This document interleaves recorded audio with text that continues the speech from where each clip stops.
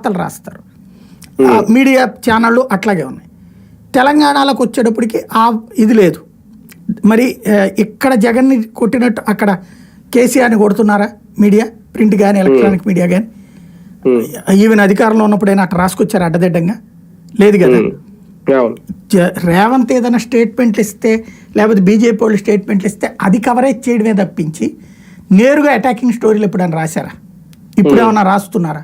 ఇప్పటికీ అప్పటికి చూడండి 2019 నుంచి వార్తల పరంగా చూస్తే ఆంధ్ర తెలంగాణలో అక్కడ ప్రభుత్వం మీదకి అసలు ఏనాడు లేదు. ప్రభుత్వం అద్భుతంగా పనిచేస్తున్నట్టే చూపించారు పత్రికలు.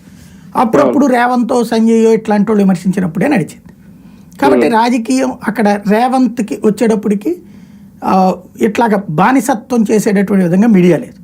కానీ పబ్లిక్కి చెప్పుకోవడానికి రేపు పొద్దున్న టాపిక్ ఉండాలి. ఇప్పుడు సూపర్ 6 వాటిట్లలోకి వచ్చేటప్పటికి పెద్దగా ఆశించినంత చేయలేడు అతను. అందులో మ్యాక్సిమం ఇప్పటికే ఏదేదో రుణమాఫీకి సంబంధించినటువంటిది అది కూడా పూర్తిగా అందరికీ చేశాడంటే లేదు.